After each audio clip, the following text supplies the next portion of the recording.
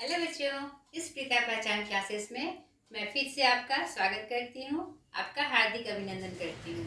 आज हम जानेंगे बच्चों, हमने जो पाठ पिछले वीडियो में पढ़ा था ललित जी के वाक, उसका प्रश्न अभ्यास के बारे में मैं थोड़ा सा आपको इशारा कर दूं, आपको संकेत दे दूं ताकि आप प्रश्न अभ्यास को भी अच्छे तरीके से पूरा कर सके। ठीक है बच्चों, आप आशा करती हूँ कि आपको इसके बारे में पूर्ण जानकारी हो गई होगी। आपने इनका परिचय और इनके वाक्य का जो मुख्य भाव था, जो मैंने व्याख्या की थी, वो आपको समझ में आई होगी। उसके आधार पर मैं आपको इसमें पाठ में दिए हुए प्रश्न अभ्यास के बारे में थोड़ा सा इशारा कर देती हूँ। पहला प्रश्न इस अभ्यास में क्या कह रहा है? रस्सी यहाँ किसके लिए प्रयुक्त हुआ है और वह कैसी है? तो इस प्रथम वाक्य में हमने देखा था रस्सी कच्चे धागे की खींच रही है नाव।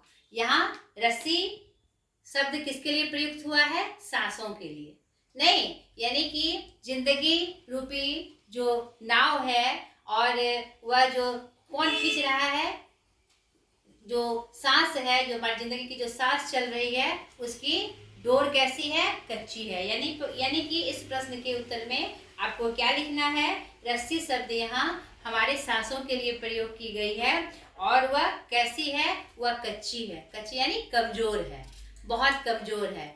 प्रथम वाक्य में कवित्री जी ने इसी की चर्चा की थी कि और उनके मन में डर था कि कैसे इस कच्ची डोरी से इस जीवन रूपी नाव को हम पार करेंगे, नहीं कैसे हम प्रभु तक पहुंचेंगे, कैसे हम जीवन के अंतिम पड़ाव को पार करेंगे। ठीक है, स्पष्ट हो गया बच्चों?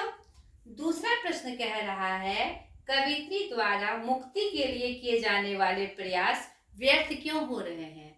यहाँ पर उन मुक्ति मतलब जीवन के जब अंतिम क्षण में प्रभु से मिलना, नहीं यानी कि प्रभु की प्राप्ति होना, अंत समय में अपने धाम में पहुंच जाना। ठीक है, ऐसे समझिए। तो उन्हें लग रहा है कि पता नहीं मुक्ति मिलेगी या नहीं मिलेगी, यानी यहाँ से जिंदगी से लेकर उस अंतिम तक का सफर जो पूरा करने का क्रम है, उस समय का जो हमारी नाव है, वो उसकी जो डोर है बहुत ही कच्ची है। यानी कि सांसों के माध्यम से जो तुलना की गई है कि जीवन रूपी जो नाव चल रही है, उसके सांसों की डोर क्या है? बहुत कच्ची है, जाने कब टूट जाए। यानी जो यह राह तय करनी है, तो खींचने वाले जो सांस है वह बहुत ही कमजोर हो गई है, जाने हम वहां तक पहुंच पाए ना पहुंच पाए, हमें मुक्ति मिले ना मिले। नहीं, धीरे धीरे चल रही है यहाँ पर कवित्री जी का, इसलिए उन्हें लग रहा है कहीं यह प्रयास, मैं कोशिश तो कर रही हूँ, धीरे धीरे खींच तो रही हूँ, लेकिन पता नहीं यह व्यर्थ हो जाएगा, यहाँ यह सार्थक होगा कि नहीं, उसमें उनको संदेह है, इसलिए वो ऐसा चर्चा कर रही है। ठीक है बच्चों, तीसरे में देखिए कवित्री का घर जाने की चाह से क्या तात्पर्य है? घर जाने की चाह का मतलब जिंदगी में इस मोह माया जाल में वो जो जीवन बिता रही, अब इस आडंबर से, इस मोह जाल से उन्हें मुक्ति पाने की आशा है। तो घर यानी प्रभु का घर, यानी कि मुक्ति, परम धाम में पहुंच जाना, इसी मुक्ति की वो बात कर रही है और इसी संदर्भ में वह उन्हें अपना असली घर बताकर वहां जाने की चाह वह बता रही है। ठीक है बच्चों, चौथा प्रश्न, भाव स्पष्ट कीजिए। मैंने आपको पिछले वीडियो में बताया था, जब हम परशुराम संवाद बता रहे थे 10वीं का, आप देख लीजिएगा, या फिर से मैं आपको इस वीडियो में भी बता रही हूँ कि जब चाहे वह काव्य खंड का हो, चाहे वह गद्य खंड का हो, आपको इस तरह के प्रश्न आए कि भाव स्पष्ट करें, आशय स्पष्ट करें, अर्थ बताएं, इन शब्दों का सार्थकता बताएं, इस तरह के जब प्रश्न आए बच्चों, तो मैं आपको थोड़ा सा इशारा कर दूं कि उसका उत्तर हम कैसे करते हैं। जैसे कि चौथे नंबर प्रश्न में देखिए कह रहा है भाव स्पष्ट करिए, भाव स्पष्ट करें। ठीक है, इसमें इस तरह का जब प्रश्न आए, भाव स्पष्ट करे, आशय स्पष्ट करे, अर्थ बताएं। जैसे कि क नंबर देखिए, मैं आपको समझा दूं। जेब टटोली कौड़ी ना पाई। जेब टटोली कौड़ी ना पाई। कौड़ी ना पाई। प्रश्न क्या है? भाव स्पष्ट करें। तो सर्वप्रथम हम इस प्रश्नों का उत्तर कैसे करते हैं?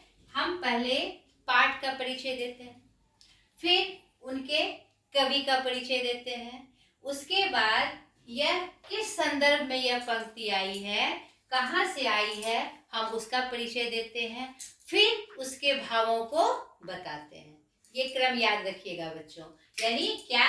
पहला क्या? पाठ परिचय, पाठ परिचय, उसके बाद कवि जो है कवि परिचय, उसके बाद पंक्ति परिचय, पंक्ति परिचय, उसके बाद पंक्ति का मुख्य भाव, पंक्ति का मुख्य भाव, मुख्य भाव। ठीक है बच्चों, इस क्रम को आप जरूर से याद रखिएगा। आपका जो उत्तर होगा एकदम सटीक होगा, आपके एक भी नंबर नहीं कटेंगे। ठीक है, जैसे जेब टटोली कौड़ी ना पाई, तो हम क्या लिखेंगे? प्रस्तुत पंक्ति हमारे पाठ्य पुस्तक ललित भाग 1 के काव्य संग्रह से ली गई है। पहली पंक्ति, ठीक है, ली गई है, जिसकी कवित्री ललित जी हैं। यहाँ पर कवित्री हैं तो हमने कवित्री बोला, ललित जी हैं। अब पंक्ति परिचय, तो यह पंक्ति उनके पाठ में दी हुई रचना वाक से ली गई है। ठीक है, जेब टटोली कौड़ी ना पाई कहाँ पर दिया हुआ है? तीसरी पंक्ति, तीसरे वाक्य में देखिए, तीसरे वाक्य में जेब टटोली कौड़ी ना पाई। तो उसमें क्या भाव बता गए थे? उस वाक्य के क्या भाव थे? यह पंक्ति किस संदर्भ में कही गई थी? कि जब पूरा जीवन बिताने के बाद जब हम प्रभु के पास अंतिम क्षणों में हम उनके पास पहुंचते हैं, तो हमने जीवन में क्या किया? भगवान ने जो मैंने आपको बताया था उसकी व्याख्या के समय, कि भगवान ने ये जो अनमोल जीवन हमें दिया है, उसके बदले में हमने भगवान को क्या दिया?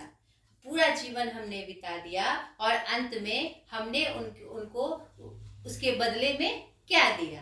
तो वही कह रहा है कि इस वाक्य में कवित्री जी अपने जीवन के वास्तविक बातों को कहते हुए कह रही हैं कि पूरा जीवन बीत गया, इस मायाजाल में पूरा जीवन हमने बिता दिया, इतने वर्ष बिता दिए, भगवान ने जो अनमोल जीवन दिया है, तो उसके बदले में हमने जब अपनी जेब टटोली अंत समय में, तो मुझे एक फूटी कौड़ी भी नहीं मिली। हमें पता चला कि हमने जीवन में कुछ किया ही नहीं और उसका क्या मूल्य मैं भगवान को दूं। यानी कि इस पंक्ति के माध्यम से कवित्री यह इशारा करती हैं कि हमें जीवन में हमेशा कुछ ना कुछ अच्छा करना चाहिए। ये जो अनमोल जीवन हमें मिला है, उसके बदले में हमें मानव कल्याण या कुछ अच्छे सत्कर्म करने चाहिए। नहीं, ठीक है बच्चों, तो आप अब समझ गए होंगे इन प्रश्नों का उत्तर आपको कैसे करना है। प्रस्तुत पंक्ति इस पाठ से ली गई है, इसके कवि ये हैं, यह पंक्ति यहाँ से संदर्भित है और इसका मुख्य भाव यह है कि क्यों कही गई है ये पंक्ति। यानी कि जब भी इस तरह के प्रश्न आए तो आपको ऐसे ही जवाब देना है। ठीक है बच्चों, उसी तरह दूसरे ख में भी वही चीज है, खा खाकर कुछ पाएगा नहीं, ना खाकर बनेगा अहंकारी। इसमें दूसरे वाक्य में कवित्री जी ने जो समभाव की चर्चा की थी, सबके प्रति समान भाव रखने की, उसका भाव इस पंक्ति में निहित है। तो इसी प्रकार से आप उसका अब उत्तर करिएगा। ठीक है बच्चों, एकदम से सटीक होगा। आगे देखिए 5वें प्रश्न में, बंद द्वार की सांकल खोलने के लिए ललित ने क्या उपाय सुझाया है? यहाँ पर आप देखिए, खुलेगी सांकल बंद द्वार की। यानी दूसरे वाक्य में उन्होंने कहा है, अगर हम सब के प्रति समान भाव रखें, अगर एक समान भाव से हम जीवन जिए हर क्षेत्र में, हर चीज में, तो हमें क्या होगा, असली ज्ञान की प्राप्त होगी। जो हमें जो सही बात है, सही बातों की जानकारी हमारे सामने स्पष्ट हो जाएगी, तो तभी खुलेगी। यानी कि यहाँ पर आपको उत्तर करना है, बंद द्वार का साकल खोलने के लिए हमें समान भाव हर क्षेत्र में अपनाना होगा, तभी हमारी जो आंतरिक ज्ञान का जो मार्ग है वह खुलेगा।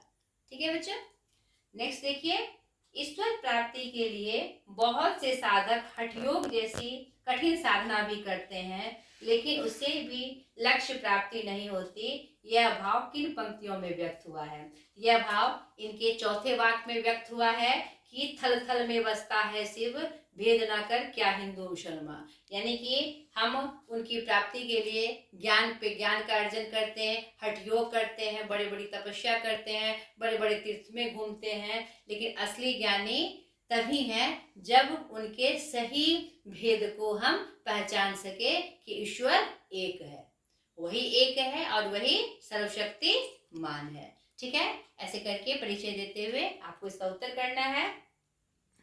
ज्ञानी से कवित्री का क्या अभिप्राय है? यानी असली ज्ञानी कौन है? जो ज्ञान के मुख्य भाव को समझे। नहीं हम बड़े बड़े पोथी पढ़ लिए, हम बड़े बड़े तीर्थ कर लिए, बड़े बड़े हठयोग हमने कर लिए, तो क्या हम असली ज्ञानी कहलाएंगे?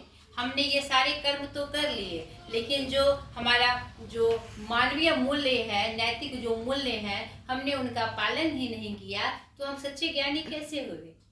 वह ज्ञान खोखला हो जाएगा हमारे लिए। तो ज्ञानी वही है जो जीवन के सही मूल्यों को पहचान कर उसी रास्ते पर चलकर अपनी जीवन तपस्या को पूर्ण करे।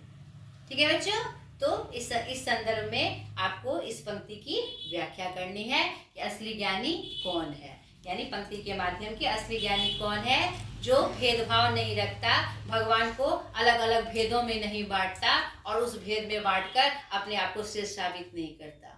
असली ज्ञानी वही है जो वास्तविक मूल्य को पहचान कर ईश्वर एक है, वही सर्वशक्तिमान है, और जो वास्तविकता, सही वास्तविकता क्या है उसको पहचान कर आगे बढ़े, वही असली ज्ञानी है। ठीक है बच्चों, आशा करती हूँ इस अभ्यास के प्रश्न में मैं सहायक बनी होंगी आपकी, और आप अच्छे से इस प्रश्न अभ्यास को कर लीजिएगा। आज तक के लिए इतना ही, और मैं आपसे बार बार कहती हूँ कि आप मेरे वीडियो देखने के साथ साथ इसे सब्सक्राइब भी करें, ताकि मेरी वीडियो दूर दूर तक पहुँचे और मुझे एक नई पहचान मिले। आप नहीं दिलाएंगे तो मुझे यह नई पहचान कैसे मिलेगी? इसीलिए प्लीज़ मुझे सपोर्ट करें, मेरे वीडियो को सब्सक्राइब करेंगे। बाय।